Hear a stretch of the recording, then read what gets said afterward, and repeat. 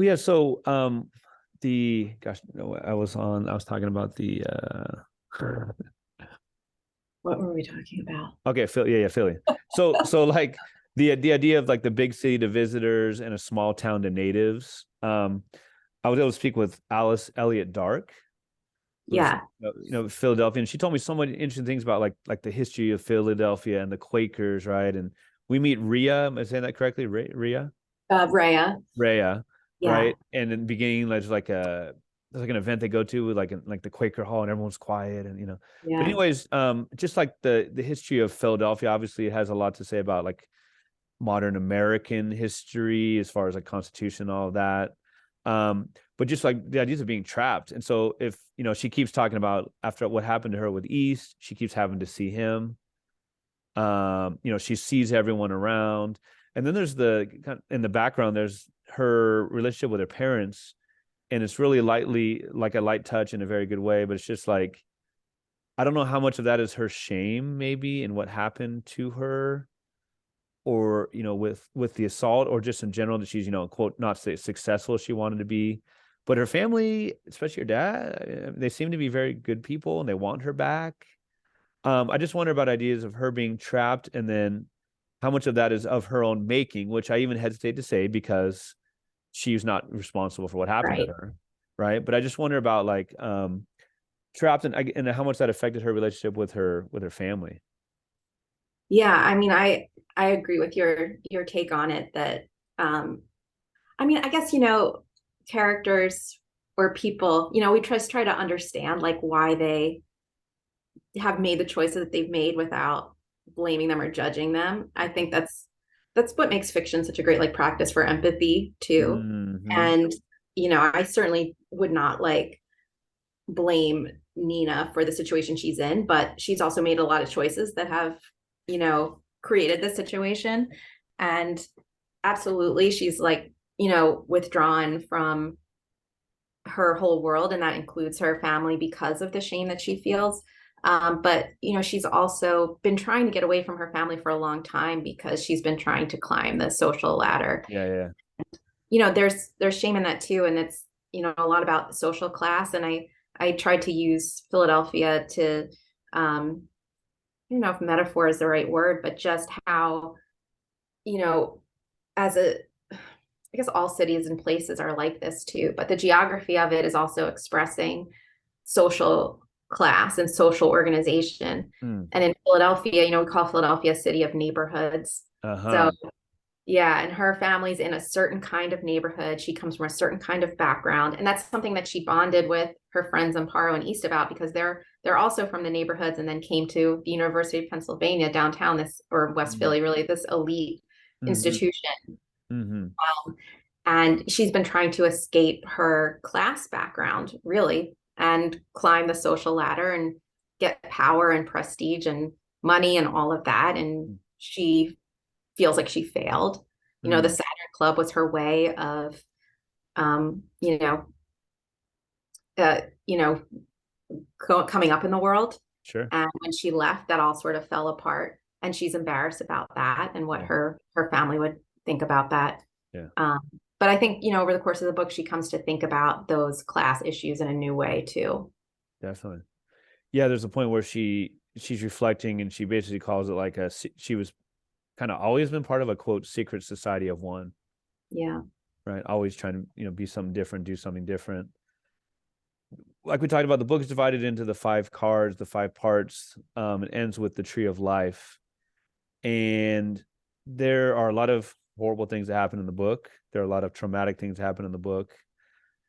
And it's not done in a cheesy Mickey Mouse way, but is the ending, without saying what it is, or the ending is not like necessarily a clean, Yeah. kids, happily ever after at all, as life is very realistic. But do you have an optimism? I mean, there's a lot about, there's like we talk about, there's climate disasters, and there's misogyny, and there are class issues and classism. Um, but do you find an optimism in general in this book, or in just in general about the world that we're in? In my real life, it's hard to be optimistic. Yes. Yes. Although, I I didn't make this up. I don't know who I heard say this, but I keep thinking about the line that hope isn't a thing you feel, it's something you do. Mm. And I try to remember that. But as a writer, I'm a much more hopeful writer, maybe I am as a person. Just because I think, you know, if you, I mean, really, if you go through however many hundreds of pages with a book, you don't want to end in a bleak place, even if Yeah. you've had to suffer through some bleak truths. Yeah. And the ending certainly isn't pat, and you can imagine a lot of different, you know, Mhm. futures for these characters, even though Nina has completed this particular journey in her life. So but I do like to imagine hope in the ending. Yeah.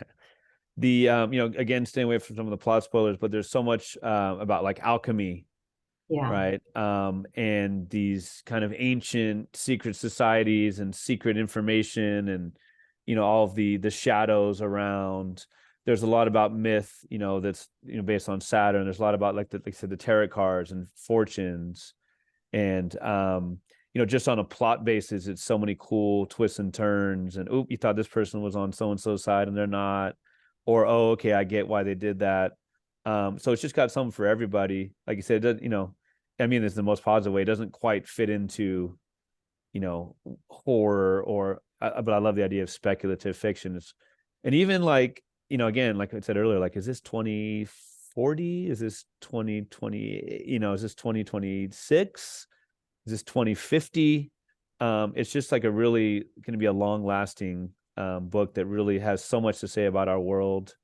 And it's just a darn good, again, plot driven book. Congrats. Thank you.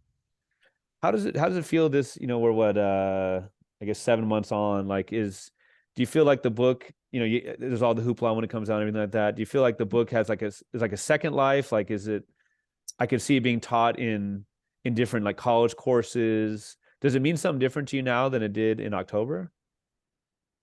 Um, I don't I don't know if it means something different. It's been really gratifying to share the book because it is, like you said, kind of unusual in some ways that it Mm. has these, you know, fantasy elements, these thriller elements, but it's also got, social commentary, and it's a literary book and all of that. But I think that the readers have really understood and appreciated what the book is, Mm-hmm. which is just the best feeling because you just don't know what is going to happen when you put a book out in the world. So Mm.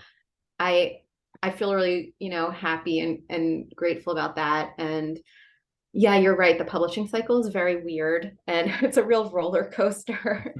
And 7 months out, it's hard to say, what is going to be next for the book. I'm hoping that when the fall season comes around again and it's solstice season again, Yeah. that, readers more readers will pick it up.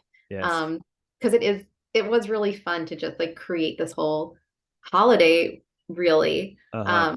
Or, piece it together from other traditions as well. Um, and I hope to celebrate Saturnalia, maybe not as uh, lethal as it is in the book, but like Please, a please cozy don't. Please don't. Saturnalia. Please don't. Yeah. Yeah. Yeah. Yeah. Yeah. Yeah. I mean, I feel like some books, and this is not necessarily a diss. Like some books are like of the moment. They're like really like in that moment, like, oh, cool, this makes a lot of sense now. But this book is like of the moments, and it's really gonna be long lasting. And let's end with this by Carmen Maria Machado. She wrote on from the blurb, it's a heady mix of the most terrifying elements of our troubled past and inevitable future, an eerie, propulsive novel. Propulsive in so many ways. Yeah, I feel like it's um self-propelling, something that will be again read in 5 years and 10 years and 1 year. And it's like, oh, this still rings very true. Thank you. I'd love to know about any future projects you might have, if you want to share. Yeah. I'm working on a novel. I always joke, that's my answer. Whenever people are like, so what are you up to these days? I'm working on a novel. That's been my answer for like 20 years. It's not wrong. You're not wrong. You're not No, and lying. it's gonna probably be my answer for the rest of my life. I'm working on a novel. Um, Different from Saturnalia, uh, something that I think of more as like a gothic Uh-huh. story that kind of like walks the line between speculative and realism. Okay. Whereas like Saturnalia is like full on, like you get full on into some, like we said, alchemy and stuff Hmm. like that. But exploring some of the same themes of um, gender and ambition. Um, it's also set in Philadelphia. I got to get out of the city. I'm trapped like the characters in the book. The thing about Philadelphia is I grew up here is that you can leave, but usually you end up coming back. Hmm. Hmm. So I might be writing about Philadelphia for a long time. This is totally a minutia thing, but one of the things in the book there was, I think it was saying like for the night of Saturnalia, the open carry laws it is, you can open carry. Yeah. Doesn't Philly have this thing where you can like bring your own alcohol to a restaurant or something like that? Or Oh I yeah, guess that's because technically different. well, Pennsylvania has these weird laws, like old laws that have persisted. So like you can't, it's changing a little bit now, but we have like government or state-run liquor stores. Okay. So Wow. it's only been recently that you could get a bottle of wine at like a supermarket. Mm. And even then there's like a ton of regulations. So yeah, and the things are closed on Sundays. I think they call them blue laws. Really? Yeah. Does it have like a Quaker background to it? Like I or any sort of don't know. religious background? Huh. And it's probably a religious, it's probably rooted in religion, I'm guessing. Yeah. Wow. Yeah. Very interesting. Thanks again for talking to me. I wish you great luck with that next novel, and it's just Oh, been so thank awesome you. talking to you. Thank you for this great conversation. Thank you, and please give us any social media info or contact info for you. And then also, if there's any particular bookstores, we can buy the book anywhere, right? We can buy it on Bookshop, we can buy it on Amazon, but any particular Yes. places you might recommend. Well, okay. So first, I am still on Twitter at SB Feldman. And I'm on Instagram at Stephanie Feldman, and my website is stephaniefeldman.com. Okay. So those are the places you can find me online. I just had a story come out in Weird Horror this spring, and that story is online Nice. to read now too. It's called The Getaway, and it's like a little spooky tale about quarantine and friendship. Ah. And what else? Oh, bookstores. So we have so many great independent bookstores here in Philadelphia. So if you were to order the book from Main Point Books or a novel idea in Philadelphia, I can sign it for you. I'm sure if you contact the store and ask, I'm Okay. around. Okay. I'm in this place often, but otherwise you can get the book anywhere. I'm laughing. What a clever title. The novel idea. Yeah. Yeah. When you said and about social media, Stephanie B as in boy. Yeah. All right, Stephanie B Feldman. Thanks so much. It's been such a pleasure talking to you. Thank you. Thank you all for listening to episode 186 with Stephanie Feldman. You can now subscribe to the Chills of Will podcast on Apple Podcasts. Please leave a 5-star review. You can also ask for it by name using Alexa, find it on Stitcher, Spotify, and on Amazon Music. Follow me on Instagram where I'm at Chills of Will Podcast, or on Twitter where I'm at Chills of Will PO1, the digit 1. Sign up now for the Chills at Will podcast Patreon. It can be found at patreon.com/Chills at Will podcast Peter Real. Last name is RiehL. Check out the page that describes the benefits of a Patreon membership, including cool swag and bonus episodes. Thanks in advance for supporting my one-man show, my DIY podcast, and my extensive reading, research, editing, and promoting to keep this independent podcast pumping out high-quality content. This is a passion project of mine, a DIY operation, and I'd love for your help in promoting what I'm convinced is a unique and spirited look at an often ignored art form. The intro song for the Chills of Will podcast is Wind Down Instrumental, and the other song played on the episode was Hoops Instrumental by Matt Whitehour. Both songs are used through archesaudio.com. Please tune in for episode 187 with V. Castro.